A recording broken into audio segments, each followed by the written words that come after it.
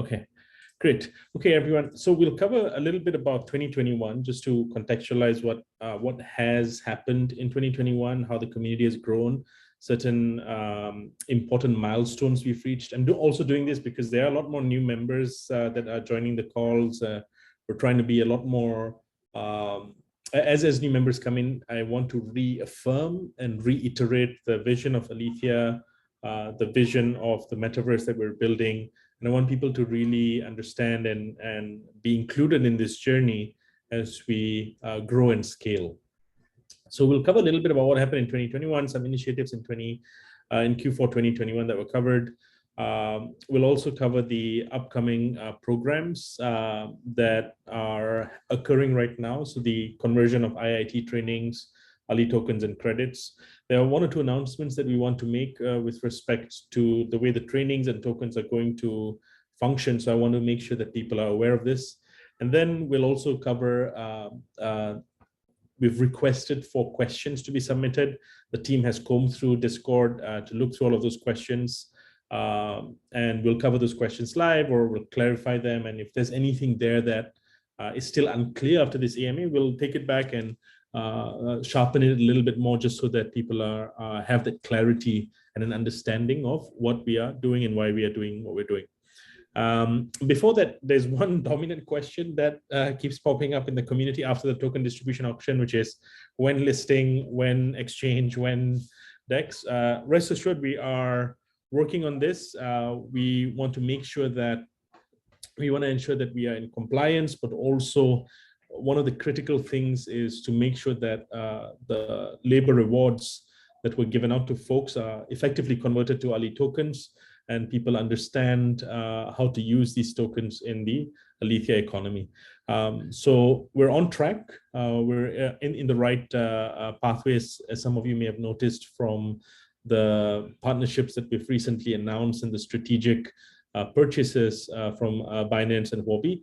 But there are a couple of other, we just want to make sure that the community is able to get the rewards that they are entitled to after participating in, I think, a historic labor campaign. And we will be concluding that fairly soon and are on track to achieve the goals that we want to achieve. So very brief summary of 2021.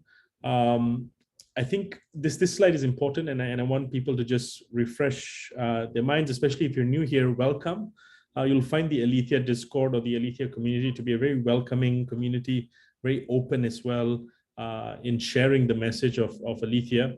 And I think one of the most important things that we can think about as we grow is that we are sort of entering this era where code is going to get written by data. And this is a really good slide from a fund called ARK Invest that has made some really strategic bets on Tesla and Bitcoin, and those bets have paid off. So I'd like to think they know what they're doing as well, right?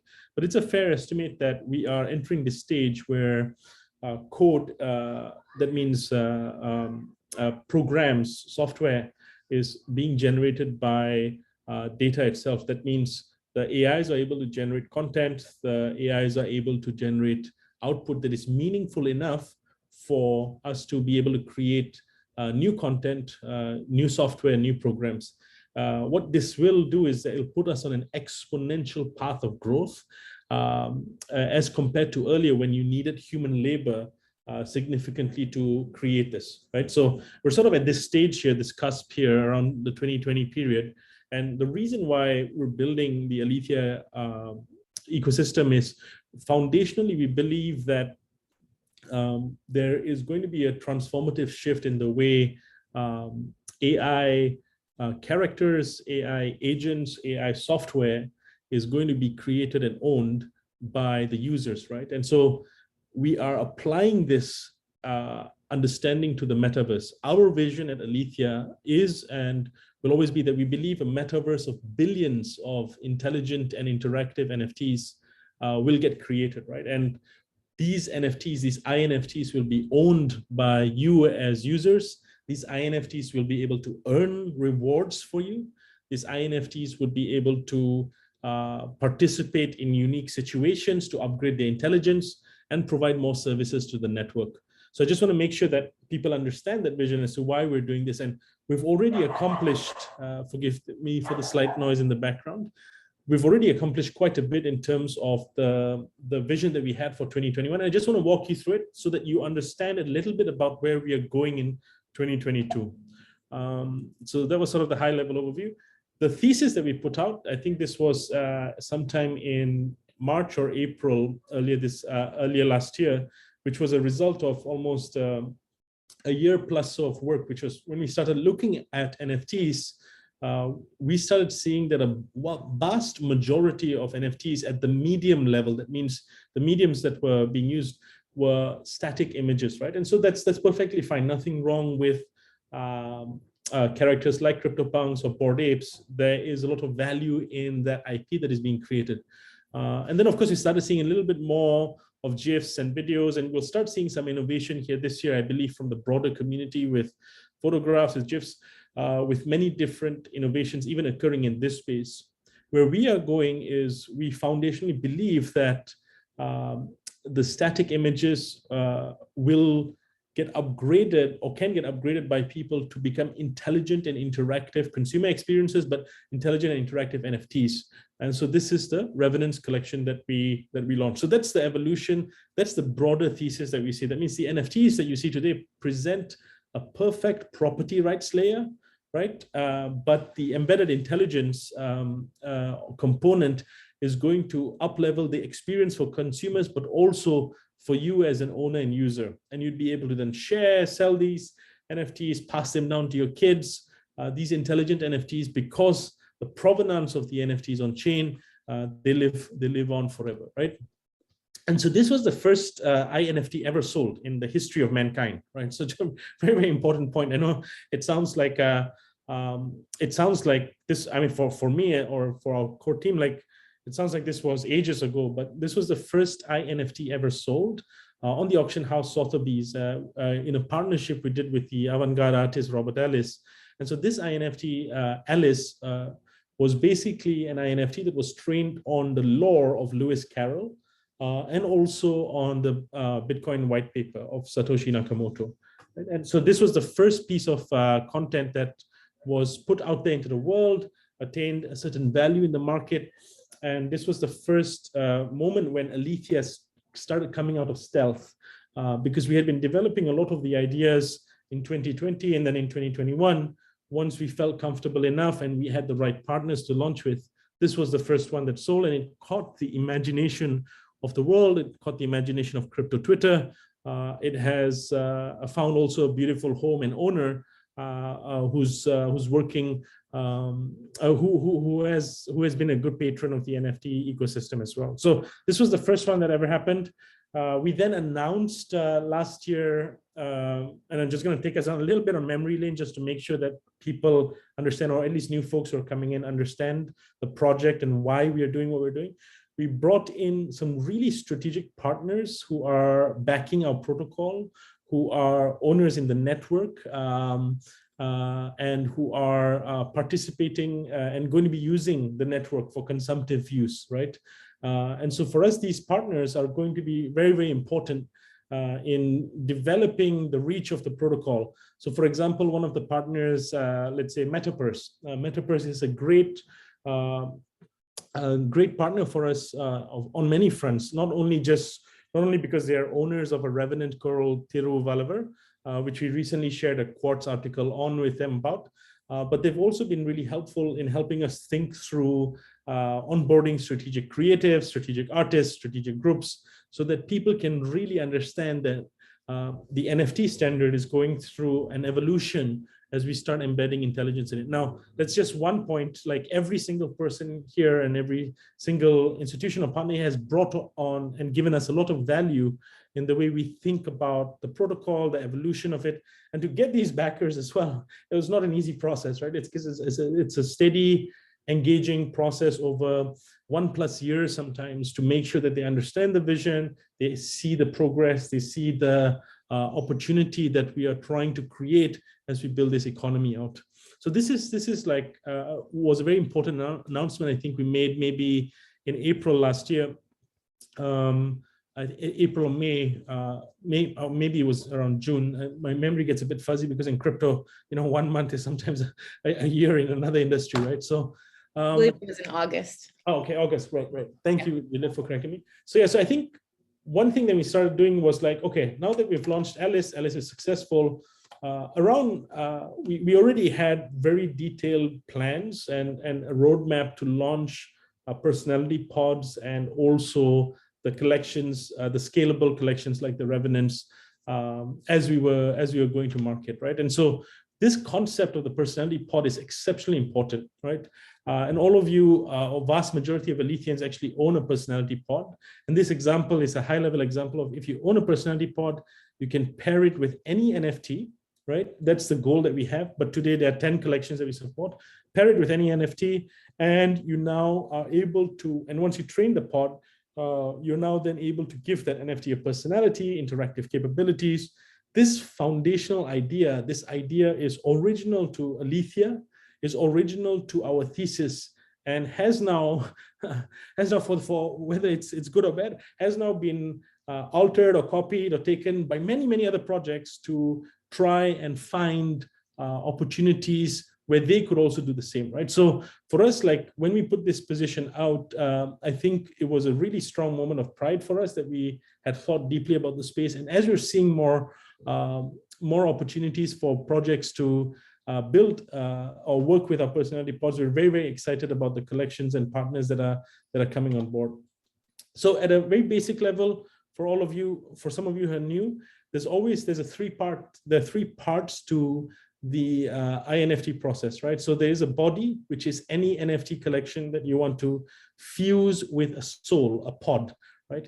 The moment you fuse it with a soul, your NFT can come to life, and it is then able to offer services. Services are exceptionally important in the network because the services allow your INFT to earn rewards, to be part of the economy.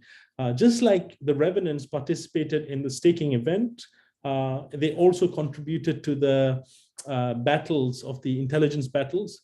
They are eligible to get rewards because the INFTs were working on their behalf, battling with fellow humans and other and other Alethians in that process to improve the intelligence of the network, right?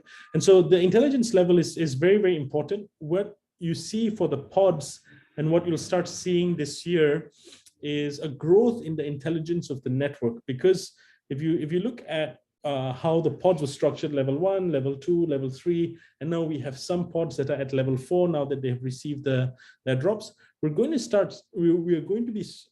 start seeing examples of level 4 pods and level 4 INFTs come to life.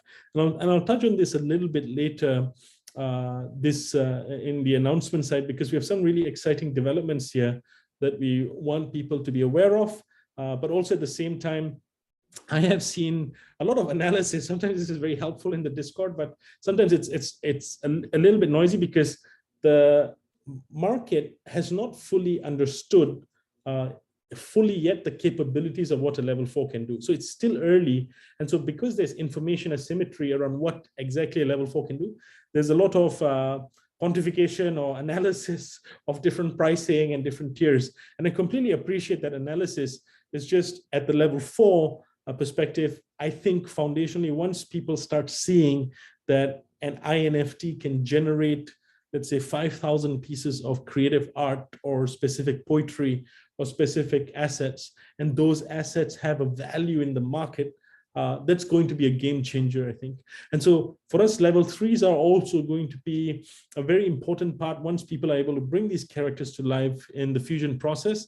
Now that the training component has been, people are understanding how to train and learning all of these capabilities. So again, I wanted to emphasize, we as Alethea can only see to level 5 right now in our vision. And I've shared this with my team internally, but just broadly for the community, we can see the mountain of where this goes. We can see level 5, but we cannot see beyond that level. It's almost like we know that there is another higher mountain to climb, level 6, level 7, level 8, level 9, level 10, but we want that decision to climb which mountain to be collaboratively decided by the community.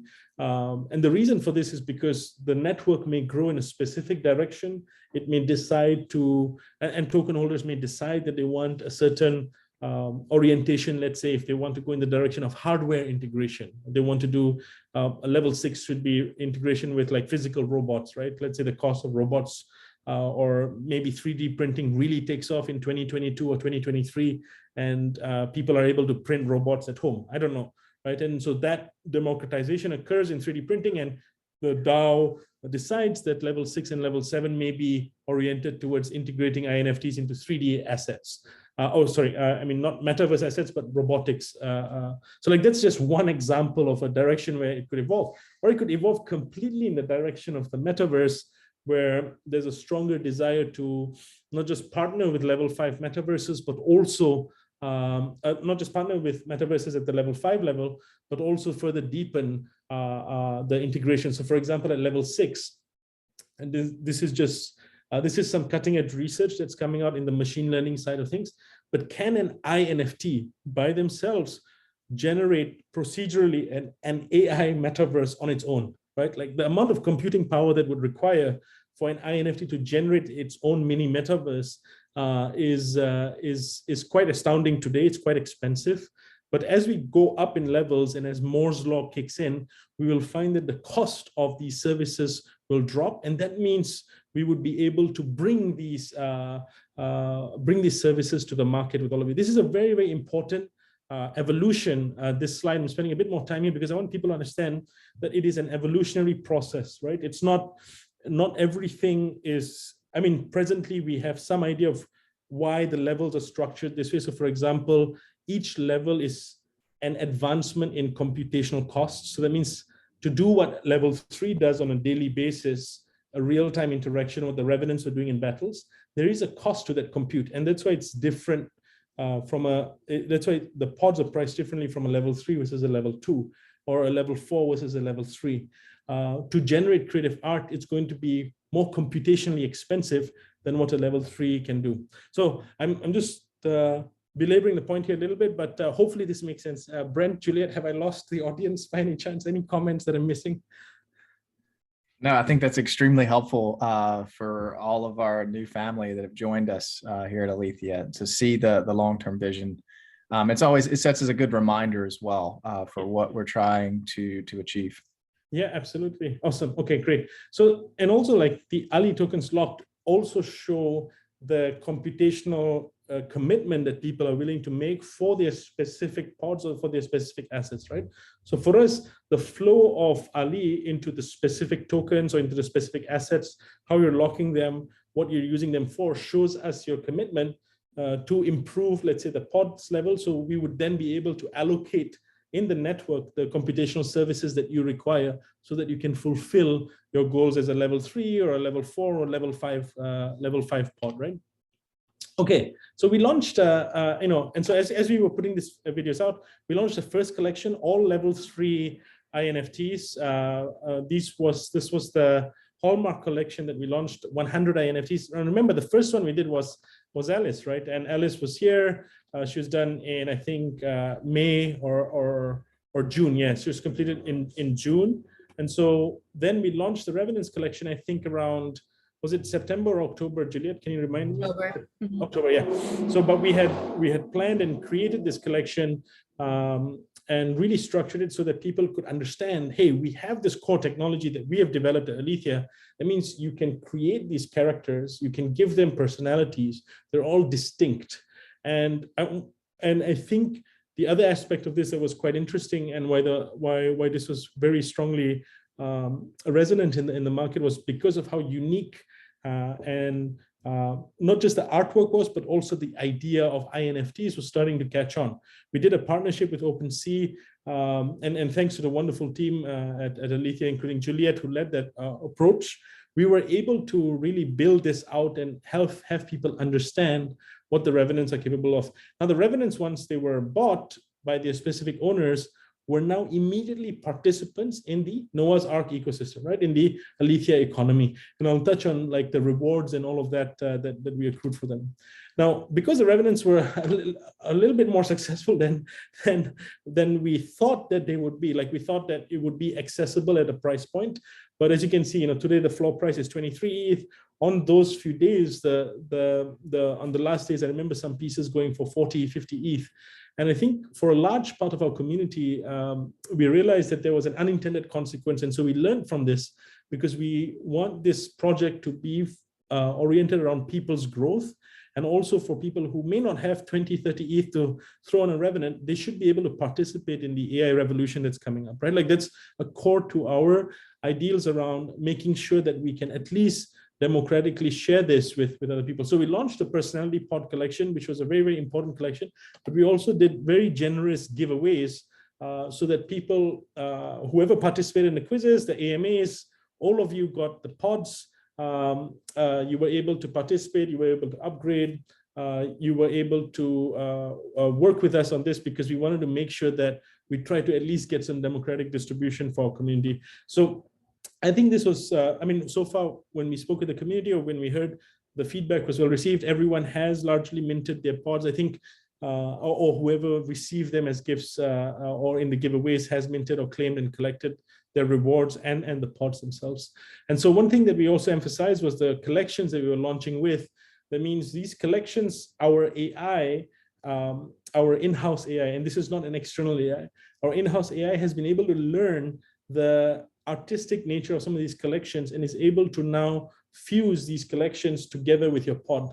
Now, there's going to be a process here to improve the number of collections that we support, because I think, let's face it, there's so many unique projects that are coming to market, so many beautiful collections, so many great artists, I think, that will come to the NFT space in 2022, where they will build their powerful and really valuable collections and IP, and we would like them to be part of the ecosystem. We'd like to take the personality pods and for folks to be able to fuse those collections with the personality pods. So that's an evolution that's going to come. So this happened after we launched the personality pods collection. We explained a little bit about the fusion process, how people would be able to integrate this. And of course, I had an opportunity to speak about the vision of Alethea in November at a really, really good, with a really good audience at NFT NYC. And we had a chance to meet some of our members in two places. We met them in NYC, we met fellow Aletheans in New York City, and we also met a number of folks in Istanbul in Turkey, where I had the opportunity to meet our Turkish community and Tuvok and everyone else. What was really interesting here, and thankfully we had the chance to meet them, because now with the new strain Omicron, most meetings are now shut again, and there is a bit of a challenge. So very, very grateful to have had those physical in-person interactions. What was also interesting was when we launched the campaign for staking, like intelligence training, right? Like we did this shared intelligence training period and the staking period. The results here were really astounding. We got, number one, I think the data sets that were created by Aletheans in the participation of this, the human battles that were won and the AI battles won, all of this rich data helped us in the way, help our AI engine learn and further fine-tune and refine its model, right, towards the Alethea economy. So all of these data sets generated and created have then been like cleaned up and used. Of course, there were some data sets that were junk data that we have excised and removed completely, and some were, for example, in violations of our terms of service. So the technical team has made a very clear stand there. So if you have gotten your credits and rewards, you contributed good data. If you have not, unfortunately, there's nothing else we can do for you, right? But overall, the value locked the number of Aletheans that came into the ecosystem. This was the first week of the data sets, and the number of pods staked was a very, very healthy overall view of the entire economy that Alethea was building in this Noah's Ark metaverse, right? And so for us, the staking and timeline period was largely fulfilled. I think we had 1 or 2 days where we had to shift around, but overall, this is a very, very ambitious agenda. to make sure that we could deliver on the shared intelligence training, we could do the pod giveaways, we could get people to stake, participate, and the community has just, what has been really powerful to see is the community has just been able to take this in like a sponge and has been interacting and battling sometimes with the INFTs, and some of the unique conversations and the learnings that we've had as we've looked at some of these data sets that have been generated has been quite profound for the AI engine. So we're very excited by the community's enthusiasm for this, but also the data shows us that there's a lot of activity here that has been generated that is meaningful economic activity that is improving the intelligence of the AI engine. And so for this, we had a very strong rewards campaign. This was the inaugural bootstrapping campaign for our AI engine. We don't think that we would do something as generous as this again in terms of rewards, but there will be some strategic campaigns that we will launch in the future. So as long as you're a pod owner, as long as you're a participant in the Alethea economy, you will be entitled to participate in some of these upcoming campaigns. And there's always going to be an opportunity because the Alethea AI engine is an ever-growing, evolving piece of AI software that will always be upgraded over time, right? So that process is always going to continue. We're just going to be a little bit more targeted in the types of battles we might launch or the types of games we might launch. Like all of these things are going to be very, very interesting as they unfold. Okay.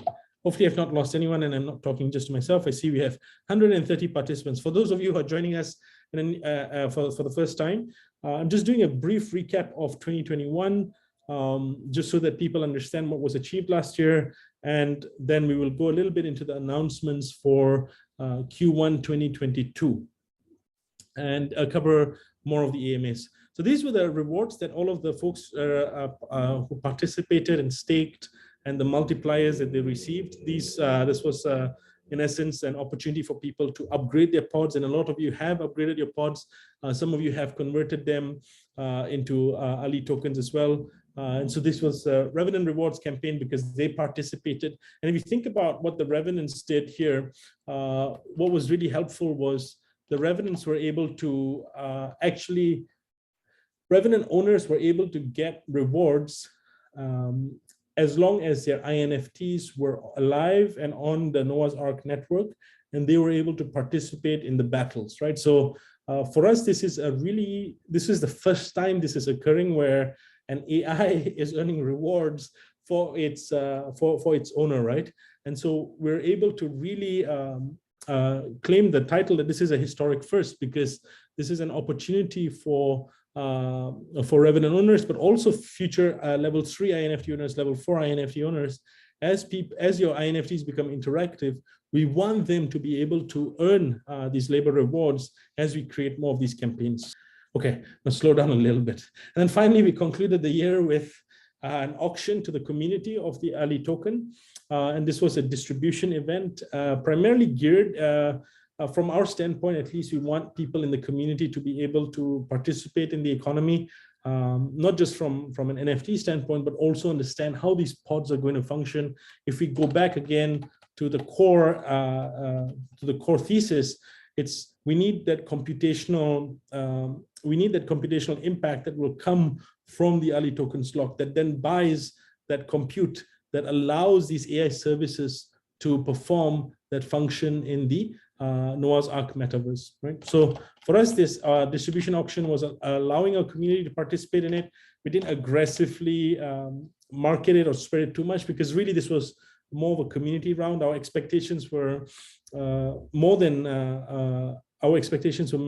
more than what we expected to sell. So we're very, very excited by the opportunity for more people to now be holders of the Ali economy and Ali token. And of course, we announced a partnership with Binance. We also announced a partnership with YGG. They became strategic partners in our ecosystem and purchasers in our economy, right?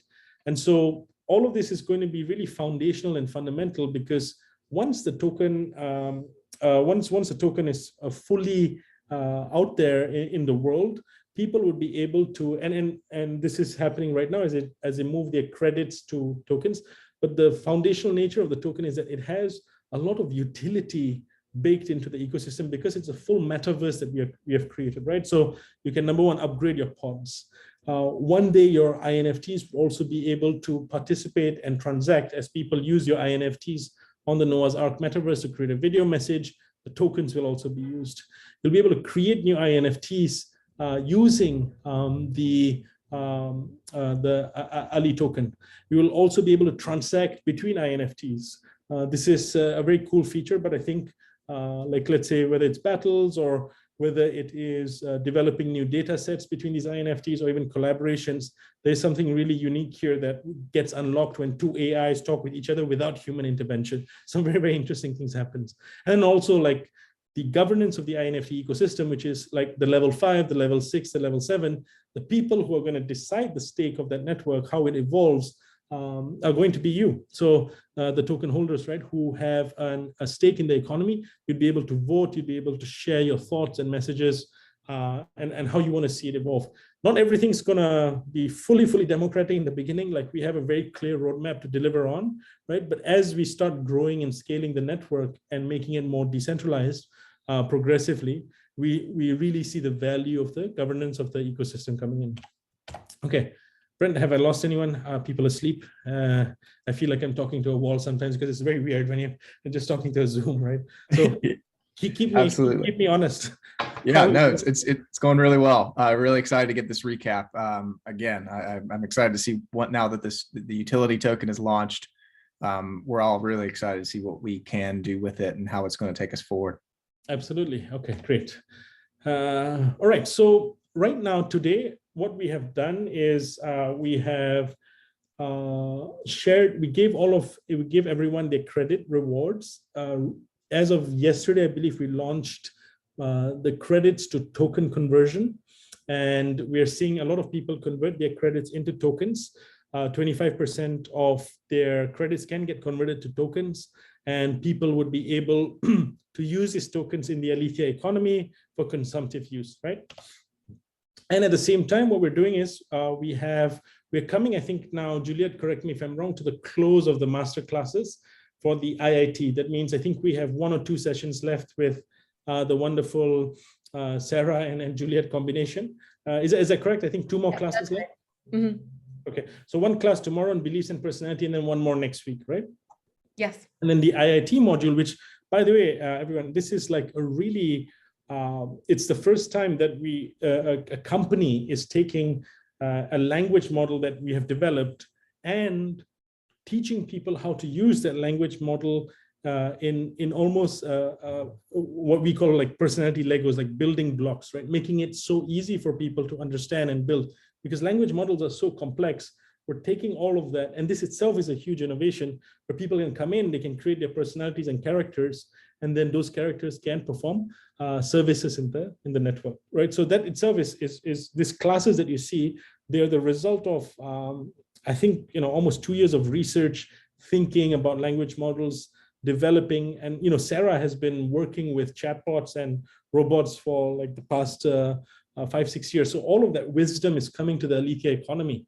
And so don't take these classes lightly. I mean, we're uploading all of them on YouTube, but they have gone through tremendous thought from a design standpoint, from a standpoint of making it accessible to the normal person, right? So you don't have to be, the invention is, you don't have to be an AI developer to create an AI character.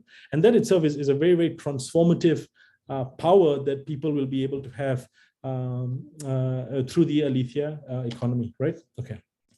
So let's see, okay. Yeah, so I'll just pause here now. What we are going to do next, I have 1 or 2 announcements that I also wanted to share. So these 2 things are happening live right now. The beliefs and personality, the Ali rewards are being converted to tokens, right? And then the token will be, the token, as people convert their rewards to tokens, we're seeing that conversion happen live. The number of token holders is going to get broader distribution, and the Alethea economy will get stronger and more robust as more people enter the ecosystem. So that's really a summary of, like, let's see, that's a summary of 20 2021, right? What was achieved once we came out to the market, what we shared from the launch of the intelligent NFT concept, to the sale of Sophia, to the announcement of the backers, to the launch of the pods, explaining the evolution of these characters, the revenants, the giveaways, the keynotes, the staking, the data sets created by the community, the rewards given out to people, the ability for people to participate in the token launch as well, the partnerships with Binance, YGG, and others, and actual utility being built into the ecosystem. Now it's the training portion, and now it's taking those rewards that people accrued and converting them to tokens. And so this is where we are in Q1 today. We think that there is a high level of trust that has been built in the community as we've participated and heard all of you. But also from a product standpoint, we've largely been able to deliver everything that we've shared, right? So with some minor caveats around deadlines and timelines, because we've had to shift some things as things shift and as we learn from the market as well. All right, so the next aspect here that I wanted to cover, that I wanted to make sure that we covered, was some of the announcements that we have. Let's see where we are in terms of the agenda. All right, so there's a core announcement that I wanted to share and make as well. We will be launching what is called, there will be more details on this release shortly with the team, but we will be launching what is called an iNFT demo day. And an iNFT demo day is essentially what you would, the classes, as people go through these classes and they create their characters, we want people to be able to bring their iNFTs to life. You will pitch your iNFT to a panel of judges that Alethea will bring. Some of these are the most creative people that I know personally. Some of them are backers of our protocol that I shared earlier. You'll have an opportunity to talk about why your iNFT is unique. Think of it as like a Y Combinator for AI, right? So like, you will share your iNFT, you will share the training you put it through, you will share the pod, you will share its story. And Alethea will choose with a panel of judges which iNFTs we would like to support in creating generative art collections or generative music collections. Like, there's a pathway here, and we want to be able to launch 1 or 2 iNFTs from our community, work with the creator of that iNFT, work thoughtfully with them to launch a unique collection either on Opensea or one of the platforms that we are in close contact with. This is scheduled sometime in Q2, once people have fully gone through individual intelligence training. But this iNFT demo day is going to be very, very exciting for all of you going through that training process. You'll be able to show and pitch your iNFT to the community and also through to a panel of judges. And the winners, whoever gets selected in that process, will be able to bring these iNFTs not just to life, but then they would be able to create generative art pieces at the level 4 level. We'll release a specific detail on the qualifying criteria, but also why we're doing this. It's primarily to bolster the Noah's Ark economy, but also to make sure that all of you really understand that we want to back creators who are really using this protocol thoughtfully and also building it out. Because I think if you add value to the Alethea economy, we would like to invest in you as a creator to make you successful. So your AIs, your iNFTs would be able to generate collections, art that would exist on Noah's Ark as well. Does that make sense, Brent? Yes, okay, great, yeah. So we'll be sharing a little bit more detail here on this demo day, the timeline, the dates, but I want all of you to sincerely complete the IIT classes as well as possible, and to think through your characters and before we go to the fusion process. The next part is the fusion process.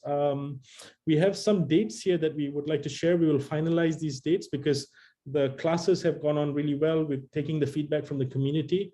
We will be sharing the finalized dates for when fusion should kick in and the fusion process as people convert their credits to tokens and as the tokens start to flow into the network. All right, so these were the 2 things that I wanted to make sure that we announced. Let's now go through, Juliet, if possible, the AMAs from the community over the past 2 weeks. Oh dear, Brent, you did not keep me on time. I have been talking endlessly for the past 45 minutes. I think people are tired of me. Brent, why don't you take all of the questions for the AMA? I'm good, but no, I mean, there was just so much to cover. And to be fair, we haven't had an AMA in quite a while, so we can just, we'll call this one and 2. Yeah, I think just the cadence of an AMA, we will do our best at least to do at least like now as we grow as a network, and there's a lot more questions coming in. And if all of you look at the developments that have occurred in 2021, you can see the team was really running at a extreme like sprint or marathon and sprint pace, right? To make sure that we could deliver on the core goals. And most of the team actually just transparently, and I'm really appreciative of them and also of the ARC builders who have been our silent heroes and champions. A lot of them did not take time off during the Christmas time, right? So I feel really bad about this, but then at the same time, I'm really grateful for them. So some of them will take some time off during a few days, and hopefully you do not DM Metaverse on those days that he's off, right? But I'll tell you when he's off, so you can ping him a little bit. But no, let's dive in, Juliet. Let's go over the questions. If everyone's okay, we'll extend the AMA by a couple more minutes just to make sure that we cover all of the questions. But primarily, one of the largest questions that people keep asking is when listing, when centralized exchange, when decentralized exchange. All of that is in the works. We will handle every other question thoughtfully, but I just wanted to address that question up front, that things are moving along and progressing, and I hope people can see, based on what we've delivered, our goals, that our word is strong and solid. Yep, absolutely. That was great. State of the art address. You had to go for it with a big name like that. It's a great name. Okay, so just to dive in, I think one of the questions that we're getting is about new participants in our ecosystem. So someone asked, how can new Alethians who join the ecosystem participate in the near future if they did not manage to participate in the token sale? Yeah, so I think that, and if you look at the robustness of the ecosystem, right, we have NFT collections, we have the pods, which are an accessible entry point for I think most people who are familiar with the ecosystem and know that the pod flow is rising. Sometimes that is good, but also bad, right? Bad in the sense that people who may be, let's say, in Philippines or Malaysia or Indonesia, who may not have a lot of capital to spend, or because of USD arbitrage, like, and I come from Singapore, right, and I lived in Southeast Asia, so I know that there is a lot of talent there in those markets that may not necessarily be able to afford a personality pod because of the USD to local currency ratio. And that also is a result of like economic injustice sometimes, or economic warfare, right? Like, you never know how these things, so the pod flow rising is good for people who are pod owners. I understand the value of that, but for us also the long-term vision, again, this is a multi-year, for us at least at Alethea, it's not something that we are interested in like speculative dynamics when people just are focused on like ramping up pod flow prices. For us, the goal really is long-term sustainability of the ecosystem. So I've been asked this several times as to and I'll address this question in two ways. So forgive the slight detour, Juliet. But the first question, the first important thing that I wanted to understand, I wanted to communicate to all of you or whoever is new, the most game theoretically optimal outcome that you as an Alethian, as you participate in the economy, is to look at us from a 2 to 4 year horizon, right? Look at Alethea as an ecosystem that is going to develop really strongly over the next 2 to 4 years. And the reason why I say 2 to 4 years is because if you look at the ecosystems of Axie or Decentraland or Sandbox, where we are today is we are in the early alpha stage where new community members, 25,000, 30,000 people have discovered us. They've participated, they've created data, they're getting rewards. This is a core early community that is going to be rewarded in a way that allows us to grow the community. But we're going to reach a point in the next 1 year, in the next 2 years, where Discord may have like 1 million members, right? So like the core 25,000 people here, we are really, really grateful. But the way to think about the economy is to look at the trajectory of other metaverses that are out there and also see the inflection points as they went through. We've hit all of the inflection points that we wanted last year in 2021. We're going to hit all of the inflection points that we think 2022 will bring for us. So it's really important that anybody who participates in the economy today understands that this is look at it from a 2 to 4 year horizon, right? Don't be those people who rejected Axie in the early days, right? Like, or Decentraland or Sandbox, right? Like, have a look at some of these thoughtful metaverses that have been backed by similar backers who have backed the Alethea protocol as well, and think through that lens as to how this will evolve, right? So your pod, coming back to the people who want to participate in the economy, your pod is, yes, your pod has a function in the Alethea Noah's Ark metaverse. That's very, very important. That's central to the flow of intelligence, central to the flow. But think of it also sometimes, and I've shared this once or twice, maybe in some conversations maybe it has not gotten through, but think of it also sometimes as like a membership access, right? Because we're going to continue working with our Gen 1 pod owners. We're going to continue launching new initiatives. We're going to, and everyone who has a pod or is participating in the ecosystem is going to benefit from the initiatives that we're launching, right? So for us, like the pod is a great entryway. New Aletheians, a Revenant maybe a little bit, if your price point, if it's a little bit out of the way, you can use the pods, and we will have more campaigns coming up to train our AI engine in a specific data set or specific pathway. So as long as people are pod owners, or even if they're participating, we'll also have more opportunities for giveaways and collaborations with different projects in the future. So even if people don't have the means to financially participate, as long as they stay active in our Discord and contribute, that's how we've recruited our ARC builders. That's how we've recruited the community members as well. So each one teach one, as they say, Juliet. And as long as people contribute positively to Noah's Ark, we're more than happy for them to see the upside with us in the long run. Definitely. Okay, thank you. And another token related question. So someone asked, what is the time limit on converting credits to Ali utility tokens, and why is there a 25% limit on immediate conversion? I see. Yeah. So I think broadly, we want people to convert as soon as possible. Number one, because we have existing discussions ongoing. We have provided a grace period just because of gas and price. We are going to be announcing some staking campaigns. So we also want to make sure that people from February 1st onwards can stake the tokens correctly and thoughtfully.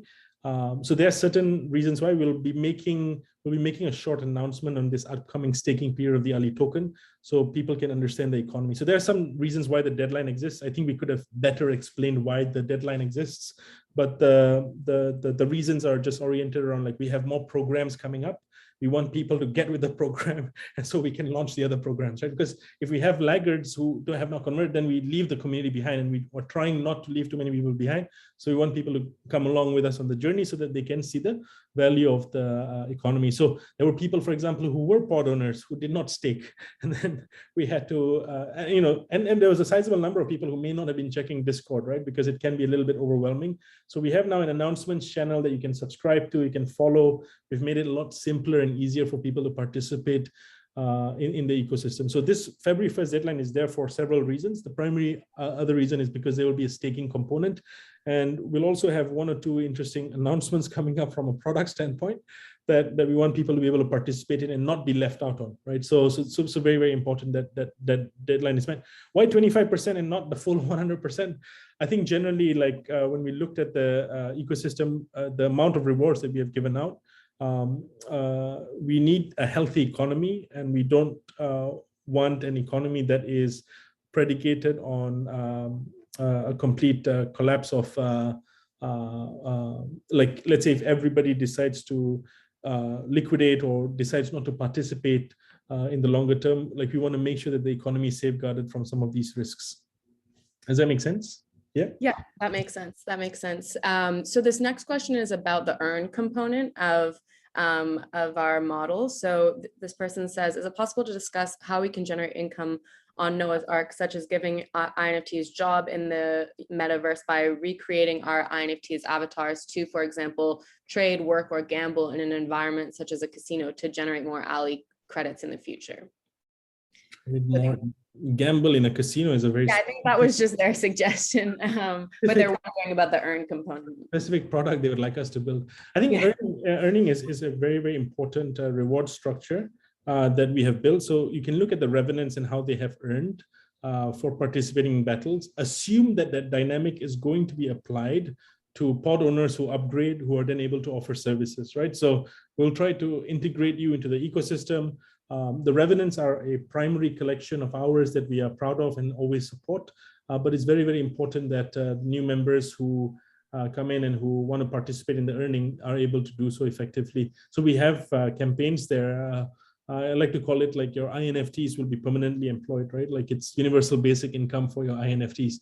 If they're on Noah's Ark, they would be providing services and they would be earning rewards. There will be specific jobs and functions which we will disclose a little bit later in the next couple of weeks as to how this is going to evolve. UBI for INFTs. Those are some good acronyms right there. Yeah. Okay, so the next question is the team working on providing voices in different languages? And will it ever be possible for me to create a custom character in terms of appearance for my pod? Kind of a two-parter. Custom, can you repeat the second part first and then the first part? Yeah, so it's two parts. One, is the team working on providing voices in different languages? And two, will it ever be possible for me to create a custom character in terms of appearance for my pod? Different languages is on the roadmap. We don't have a commitment on timeline on it. That's definitely possible. In terms of custom character, do you mean like a custom image or a custom face? Is that what they mean? Right. Um, As opposed to fusing with an existing collection. It's also on the roadmap. It's just a matter of governance around it. I mean, I've shared this before with people in person, but also on other podcasts. The problem there is just the Hitler problem. Like, how do we solve for that issue when somebody takes an image of Hitler or any hate speech oriented character and fuses that? There needs to be some level of governance and thought put into it. It's on the roadmap, definitely, but I can't commit on a timeline for that specific feature. So now moving to more pod related questions. Can pods be used in other places other than within the Alethea metaverse? Pods will always be used in the Alethea protocol. At level 5, a pod is basically a disembodied soul, right? It must have a body. That body can exist at level 5 in different metaverses. Level 1 to level 4, it is going to be in the Alethea Noah's Ark metaverse. At level 5, it would be able to exist in many different metaverses, even simultaneously, right? So the possibilities there of like your INFT multiplying and scaling itself across Sandbox, Decentraland, many different platforms is also quite powerful if you think about it. So what are your thoughts about making generation 1 pods more valuable than subsequent generations? Yeah, I think this alludes earlier to the question that I sort of addressed, which is I see Gen 1 pod owners as critical early members of the community who are bootstrapping the intelligence of the network. They'll continue getting, they have gotten rewards. Think of it also as like a membership access to the Alethea protocol. So as we launch more campaigns, as people participate in the Alethea economy, Gen 1 pod owners will inevitably benefit. There are certain, I mean, we cannot just endlessly give out free tokens and credits all the time, right? It's unsustainable for the economy. But at the same time, there's strategic programs that we need to launch to improve the engine. And so we will do exactly that. And for that, the pod owners will definitely be able to participate and benefit from the economy as it grows and evolves. Can you shed any more insight onto the level 4 services that are coming? Yeah, I think we're deeply interested in the art component and the copywriting component. Those two are very interesting to us. We have done some private tests internally. They have tested well. We'll be rolling out as part of also the Arc Builders. We formalized a program with the Arc Builders. I think Brent may be sharing a bit more details on that later, but with the groups. But we are seeing an opportunity to test the product internally with the Arc Builders as well. And so internally in the team on the technical side, now that we have tested it out, we're seeing some good traction in the quality of the art created, but also in the quality of the copy that is being generated. So from a copywriting perspective, you can now imagine the revenants, because they're level 3 and some have upgraded to level 4, we'll be able to do automated tweets, right? Like let's say one product or feature. And some of you may have seen revenants on Twitter with their own profiles. They always have to tweet manually, right? Now, whoever is managing that revenant, right? But imagine like Shakespeare could just tweet out automatically on Twitter and he's talking about crypto prices, but he's also doing it in Shakespearean prose, right? So like that's also going to be quite funny, but also maybe interesting and might go viral, right? So the opportunity for this automated tweets is definitely going to be there. There are certain core products that will get unlocked as we unlock these services at level 4, absolutely. Timeline wise, we would be able to provide a bit more clarity once our priority, which is getting the token distributed and getting people into the token economy, is sorted by January. So someone here is wondering about when they actually go to interact on the Arc. So they said, in the future, once I have my personality pods upgraded to level 4 or 5, and they're capable of more advanced functionalities, will I be able to fully interact with them for an unlimited amount of times, or will interactions always require Ali? For example, in the demo, I only have about 30 seconds to ask it questions. Will I have limitations on mine? Give me 1 second, Judith. I apologize. I'm just getting a slight message. I have actually a meeting at 9:15, and I just need to message the important person who wants to meet with me that we're running behind. Just give me 1 second. Brent, fill in the blanks. Or this is my question. Elevator music. I know. I love how I come in for that elevator music. Yeah, no, these questions are great. I'm really glad we're able to get to these. And guys, keep putting AMA questions. We have a dedicated AMA channel in our Discord. For putting this together, we sifted through this. We've gone through the ARC builders are extremely helpful in flagging any questions that are coming up and keeping up with those. So thanks to the ARC builders and thanks to all of you guys for putting your information in those AMA channels, because as we can get to them, we set up obviously calls like this, and RF alluded to this. We are trying to set more of a cadence for AMAs to make sure we know you guys know that these are coming up, and we're able to address these questions for you. All right. Okay, great. I have done the email. Thank you, Brent. I appreciate the public service announcement. Juliet, go ahead. Let's go through this. Yeah, so someone's wondering, once they have upgraded their personality pods to level 4 or 5, will they still have a limited amount of time to actually interact with their INFT?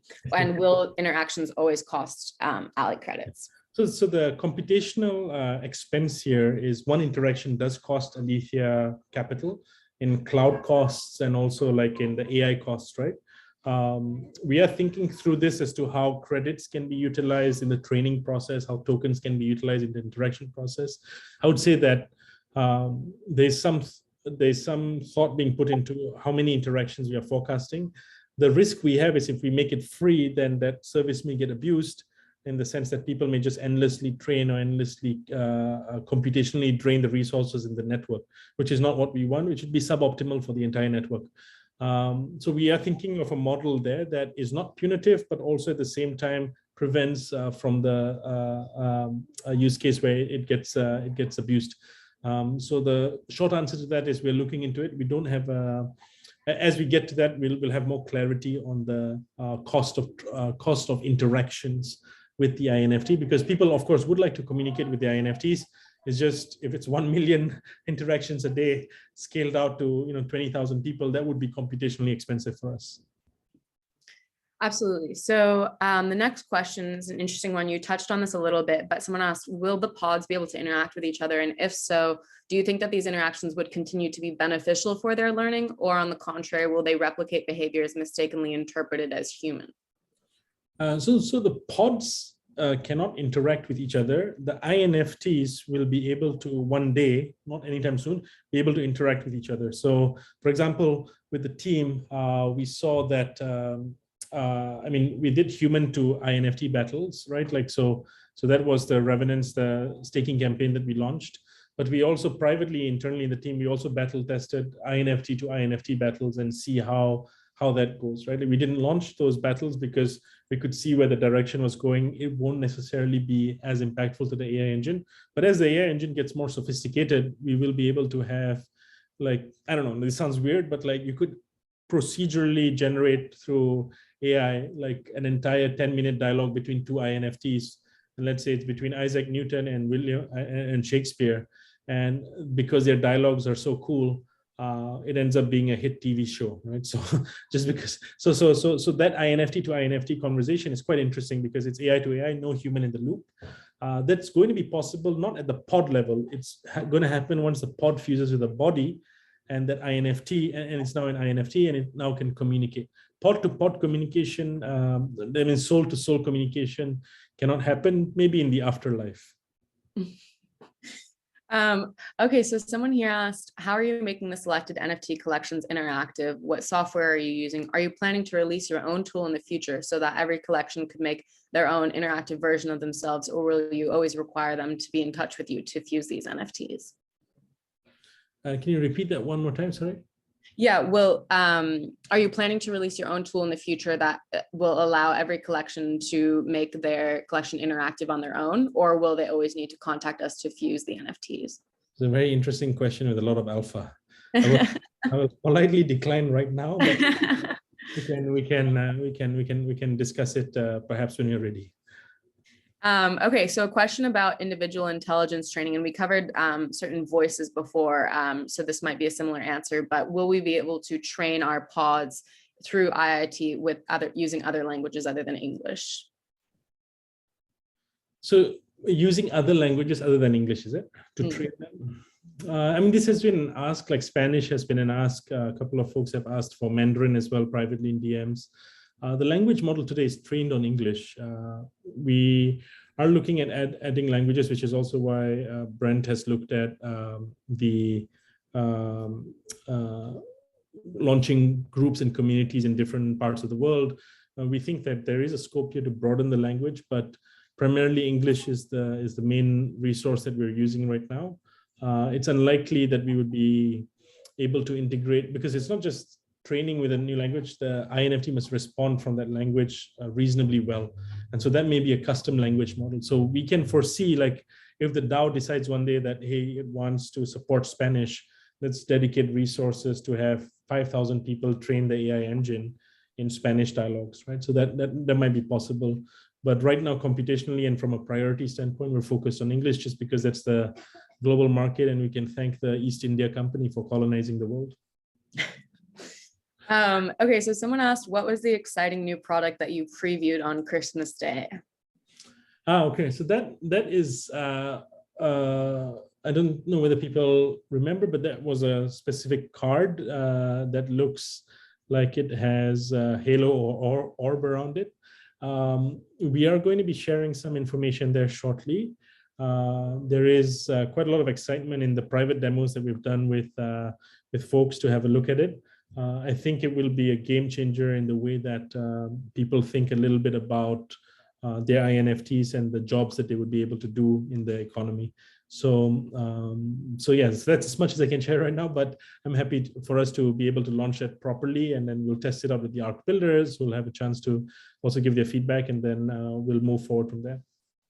Got it. In a word, hype.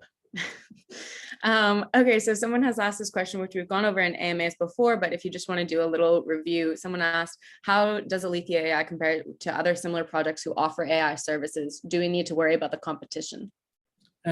Generally, I've said that competition is very helpful. We look at competition as validating the market.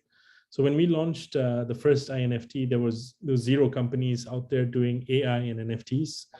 0, like absolutely 0. We were the first to launch. The website is the Sotheby's as well was the primary reason they wanted to work with us was because it would be the first, and that piece would have historical provenance on chain. There was nothing like it out there.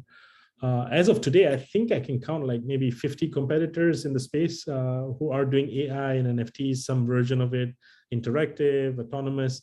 I don't know whether I would call them competitors, because as I've shared several times, like in the Web3 space, anybody that's building should be respected, right? Like, and I've said that of every other Web3 partner who wants to build. I've been asked personally sometimes to be an angel investor or an advisor to these projects. I've politely declined just because of the amount of time that the dedication I have to Alethea. But the fundamental understanding here that we need to support is any Web3 project building metaverses or building NFTs that bend us towards decentralization and a democratic sort of guidance or framework is way, way better than any centralized closed ecosystem that is being built and is likely going to monopolize or jeopardize the metaverse, right? So, I mean, Facebook did announce last year their rebrand to Meta. They haven't launched a core, like, major product release on that yet, like some demos we have seen. But I mean, one challenge that I'm more concerned more about, like, the mimetic power of that metaverse, because people will be able to just plug and play, and then there won't be an ownership layer for NFTs. There many things would just accrue to the existing ecosystem that they've built, which is based on Web 2 principles, right? And Web 2 was very helpful once upon a time, but its model has now outlived its utility and function. And so Web 3 is where the opportunity is. And any companies that want to build AI and NFTs, we have also sometimes also opened the doors of collaboration with them, like to explore how we can support and partner. and I think it's healthy. I think there are now like 50, 60 companies doing AI and NFTs, and that's perfectly healthy for the ecosystem. We're grateful that we were able to pioneer that standard and launch it into the world. And it's always nice to see other projects, whether they call them brains or souls or whatever language they use, taking inspiration from us. Absolutely. Okay, so one final question from the ones that we generated beforehand, and actually, if you'll be pleased, this one might not be for you. Are there any updates on the ARC Builders and ARC Scholars programs? Yeah, Brent, you want to take that? Yeah, absolutely. So there are absolutely more spaces on the ARC Builders and ARC Scholars program. So I think I've actually seen this pop up quite a bit regarding ARC Scholars. So we had over 1,000 submissions for that. We are going through those. We have gone through the majority of those. No one has been reached out to yet. So if you did already fill out an application, do not worry if you have not heard from us. We've been building everything that RF just presented today. So ARC Scholars will be coming out at a later time. I'll let everybody know. I'll make sure we get an announcement on that so everyone is aware. Regarding our ARC Builders, yes, we're always looking for ARC Builders. And just a reminder and to celebrate our ARC Builders a little bit more, they came from our community, right? They were in our community helping others grow. We didn't even have the ARC Builders program at that time. And so the majority of ARC Builders were just tremendously helpful, kind, and, really into Alethea. They knew it really well and were helping us. And so that's kind of a prereq to get into the ARC Builders program. We are obviously bringing more on, especially as we scale to hopefully 1 million Discord members. So more will be needed. And that's a great question. I'm so excited about that question because I love that people are interested in it. And the quickest and easiest way is to be in our Discord helping people and knowing everything that we're releasing and helping people understand it, because the project is a large one, right? Like there's a lot of education. That's a big barrier of entry that we're taking on as the first company to do this. All of the competitors are leaning on us to educate everyone. So the fact of the matter is we need people to help us do that. Cool. No, awesome. And yeah, I think the ARC Builders have been doing a great job explaining, and sometimes we should have INFTs of the ARC Builders so that the repetitive questions get addressed by them, but maybe we'll figure that out one day. No, we're not trying to replace the ARC Builders. They're invaluable. It's just a matter of, there are newcomers coming in and we have to patiently walk them through. I think one thing that I've heard from many people who have joined the community is also just how positive the community is. I mean, there are some days that it can get a little bit rough and tumble based on how the crypto world is performing. But for us, generally, I hope people have seen that the sincerity in delivering the products and the word, and now the conversion into tokens, we're on a pathway there. This is for us a long-term project, and we want to do things strategically and correctly. Juliet, I know that there are some more questions in the Zoom that are coming up. Maybe we can package these questions up for the next AMA or address them. Some are relevant, but are there any more questions from the previous, before this AMA that we need to address?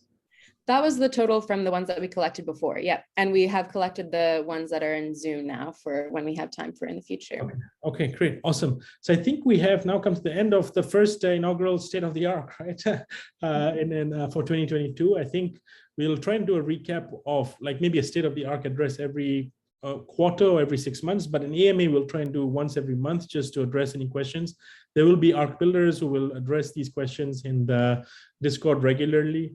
Yeah, I'm excited to see how we can continue to grow the ecosystem. I welcome all of you to participate actively. There's some really exciting products that we will be launching shortly as well. And at the same time, we are very, very excited for this growth, the next period of growth once the token is distributed and live. So thank you all for tuning into this AMA. I really appreciate it. Thank you for your patience as well as we dealt with the volume of questions. And I'm excited to step into 2022 with all of you and see all of the creations that will come to life as your pods start to get trained and as you start to fuse them. So it's an exciting time. Thank you all very much.